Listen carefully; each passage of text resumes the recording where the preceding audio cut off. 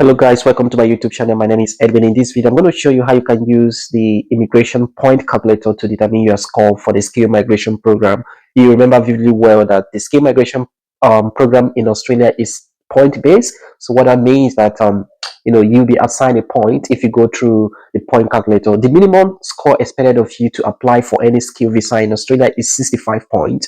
So going through the process and inputting your data will tell you what your score is going to be. So today I'm going to run through the process, using a case study via the point calculator to show you what it looks like. Usually I advise people to do this as the first step before you come into Australia, because it gives you an idea of what score, what your point is going to be. And that will also ensure that if there is tendency for you to be invited or not invited. So join me in my PC as I run through on how you can, determine your point through the point calculator for the skill migration program here in Australia. I have to mention that I'm not a migration lawyer. Take all the information I'm giving you today as a general advice. If you need services of a migration lawyer, it's advisable for you to contact one in your country or close to where you're staying at the moment. Thank you. It's Edwin.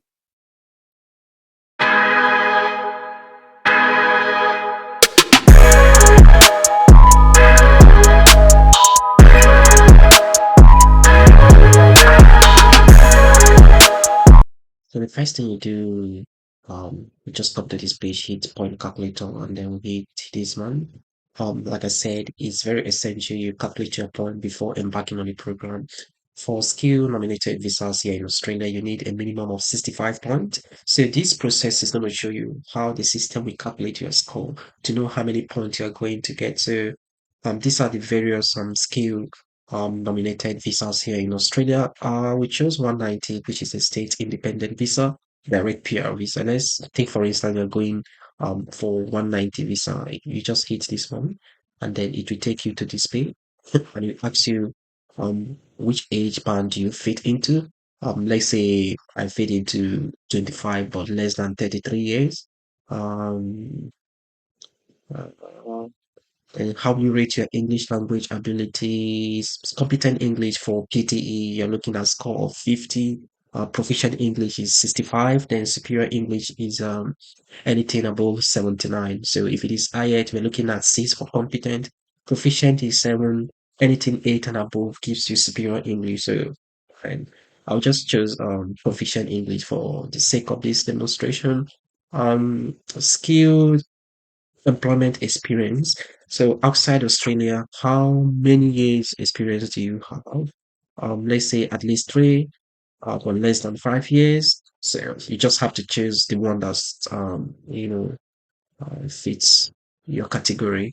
Then Australian skill employment. Do you have a skill? Do you have like employment experience here in Australia? If you don't have any, you can just you have to choose less than 1 year.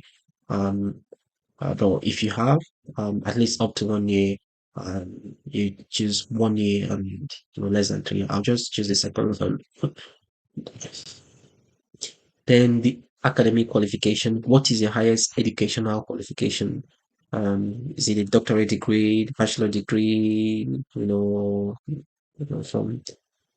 a doctorate degree from another institution that is of recognized and diploma degree.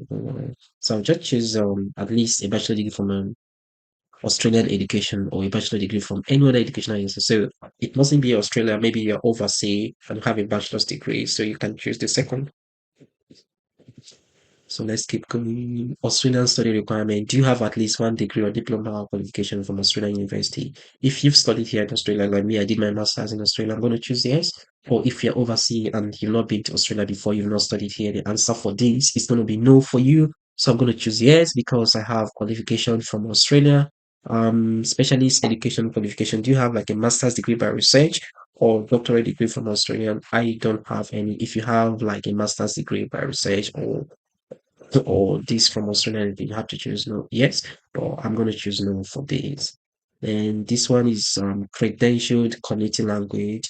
Have you been accredited at a paraprofessional level above or satisfied? No, no, no, no. So I know um in recent time, some languages from Nigeria, like Igbo, Yoruba, have been accredited under this program. So you're able to translate Igbo language to English. So you have to sit for the exam. If you pass it, then you can choose yes for this session. But If not, you can read more about this in Google, but I'm going to choose no because I don't have any community language being translated to English.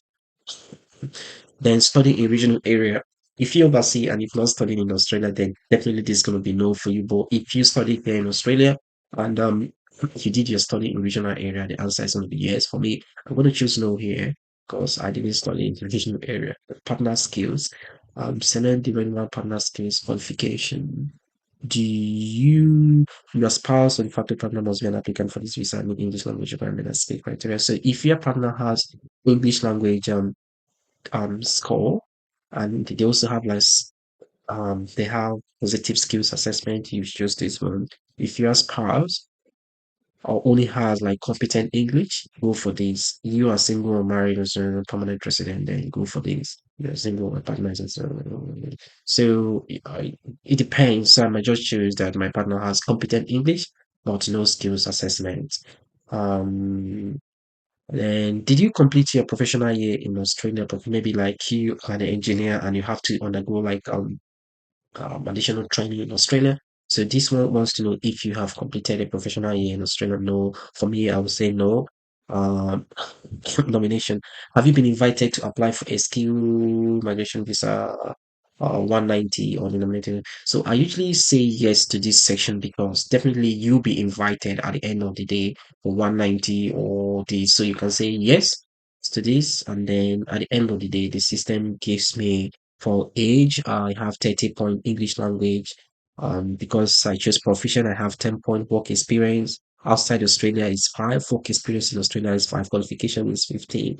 So at the end of the day, you see that I have 80 points to go for a skill migration program. How interesting that is. So 80 points. Remember here, I chose that I have nomination by state or territory. That gives me extra 5 points. So it's very interesting. So that is it, guys. Everything here shows you what you need to do about your migration um program here. So that's how you calculate your point. I hope you find this video useful in your migration to Australia. If you find it useful, please hit that subscribe button so that next time when I release a video, you are notified. And then I look forward to seeing you in Australia. Bye, guys. See you.